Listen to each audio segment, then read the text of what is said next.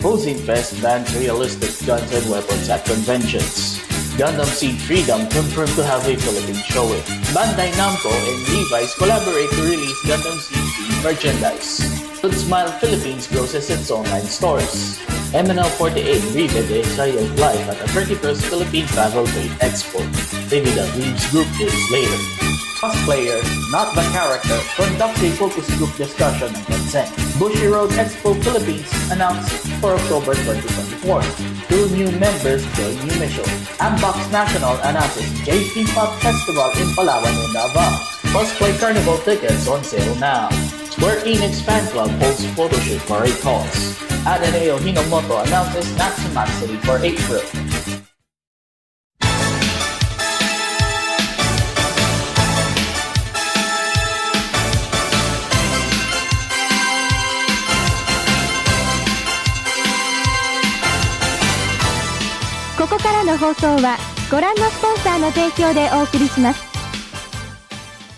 Hello, this is Mr. J, and here are the top stories that happened in February.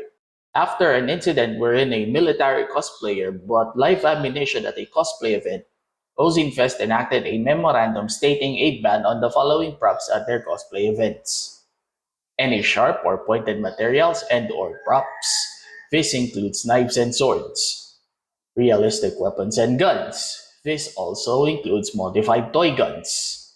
Ammunition of any kind, whether be it gun magazines or prop grenades and explosives, and any other items prohibited during the election gun and liquor bans.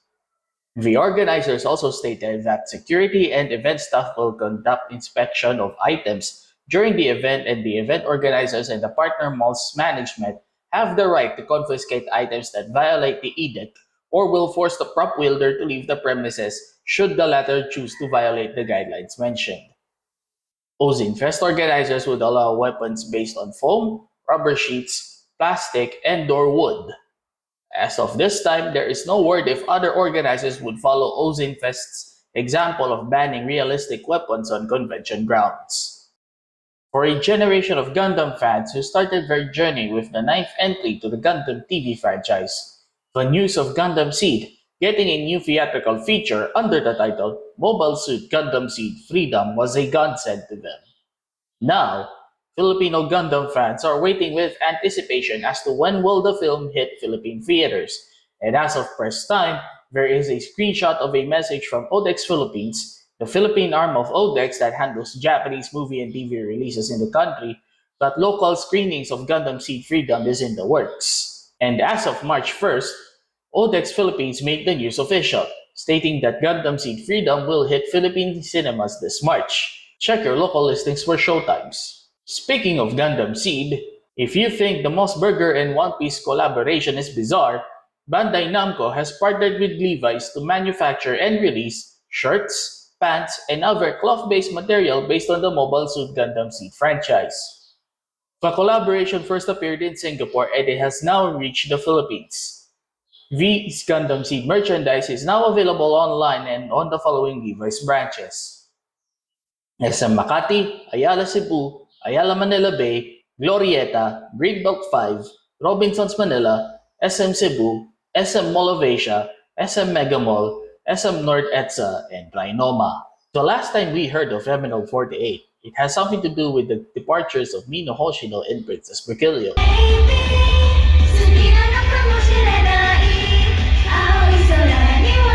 As of the making of this episode, the 5-year-old idol group performed at the 31st Philippine Travel Tour Expo at the SMX Convention Center in Pasay City on the 3rd of February.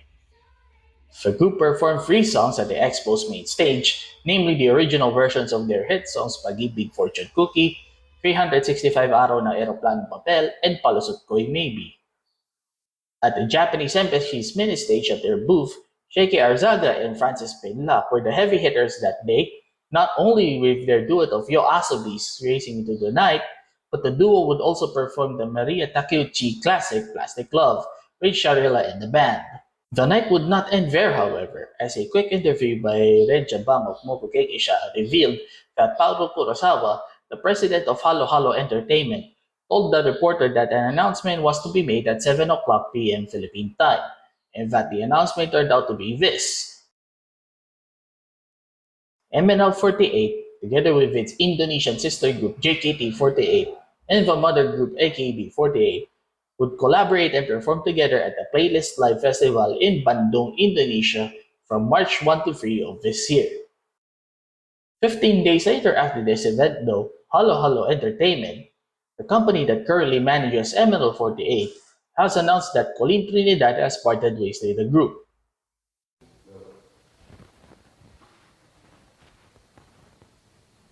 Yep. No anything, no props, no chushiness, just me.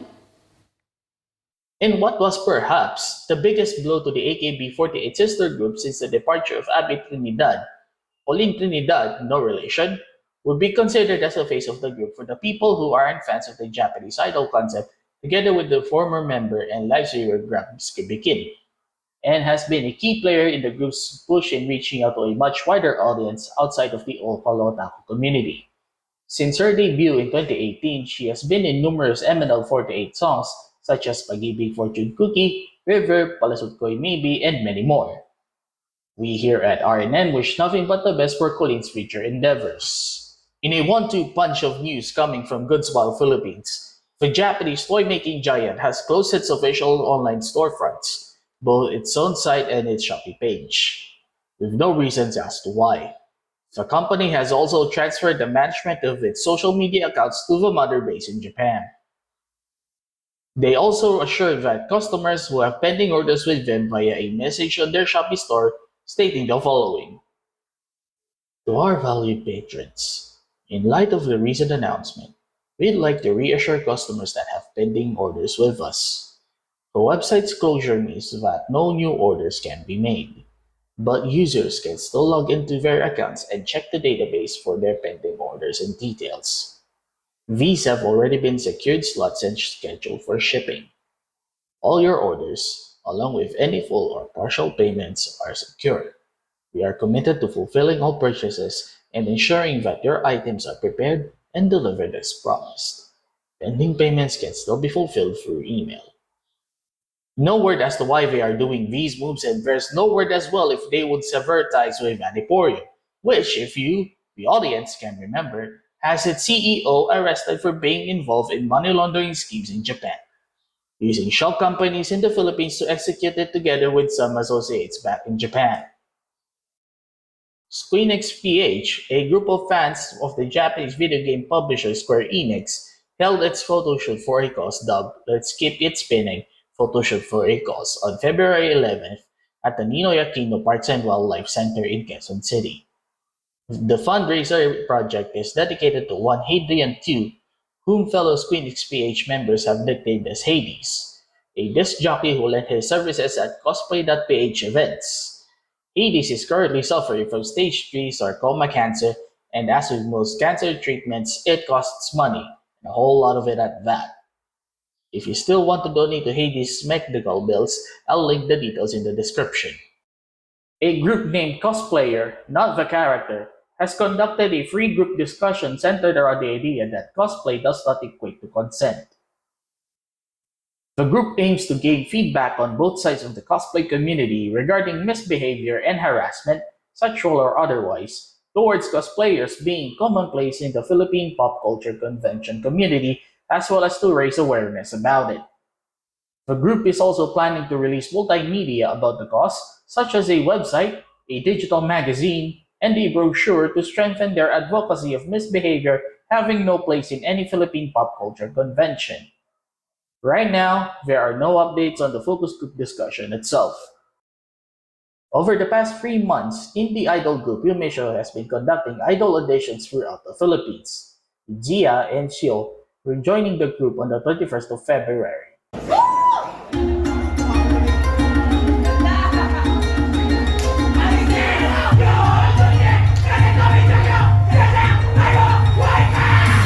Not much is known about the two new members of this group, but the people at RNN would like to think of it as their first foray into the Philippine idol scene, just like Cheren's. We hope to see this new and improved Yume show in various cosplay and anime-themed events.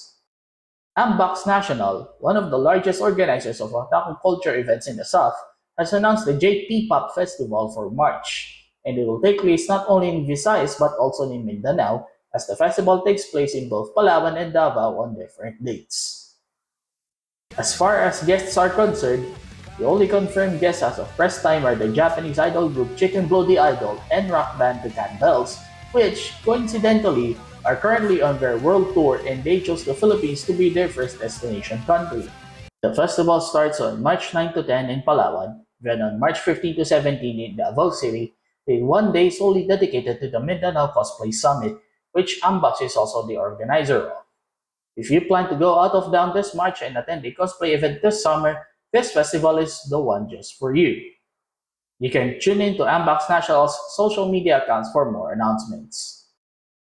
The student arm of Ateneo de Manila's Japanese Studies program unveiled their summer event titled Nats Matsuri 2024 to take place on the 5th of April at Ateneo de Manila University's Bellarmine Field. As the name implies, Natsu Matsuri 2024 would be a night dedicated to celebrate the coming of the summer season, emulating the summer festivals that the Japanese conduct themselves in during their summer season. As of press time, the organizers are currently in need of artists and non-food concessionaires for the event. If you are interested in being a merchant for this event or just want to know what the event is at all, you can visit Anineo Hinomoto's social media links in the description. Cosplay.ph has announced on February 16th that the tickets for this year's edition of Cosplay Carnival are now on sale. Ticket prices range from 399 pesos for one-day passes and 1,499 pesos for the Portal Pass, which grants you the ability to attend both days of said event.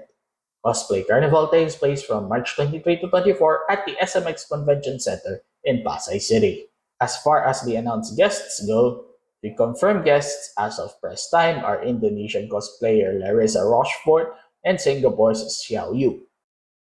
Bushiroad, the owners of the Bang Dream franchise and New Japan Pro Wrestling, had just laid out its plans for Bushiroad Expo for Asian countries this year, and one of the countries that will be a part of this tour is none other than the Philippines.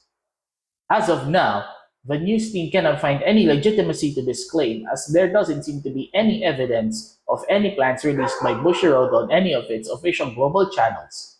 But if the rumors turn out to be true, this would be a great opportunity for more international events to come to the Philippines. The organizers of events such as Cosplay Mania, Cosplay Matsuri, and Cosplay Carnival is currently on the hunt for graphic artists. Said graphic artists would be working with them to develop anime-themed illustrations for their events and new ones for cross-brand collaborations. The scope of the work will range from creating visual materials for web, print, and online media to generating key visuals and concepts for their events. Aspiring candidates must be proficient in Adobe products such as Illustrator and Photoshop, can illustrate anime-styled works, and must be a resident in the Metro Manila area, among other things. Interested parties may send their CVs to admin@cosplay.ph.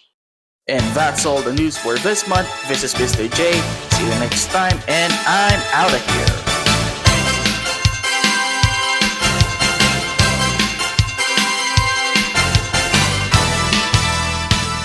ここからの放送はご覧のスポンサーの提供でお送りします。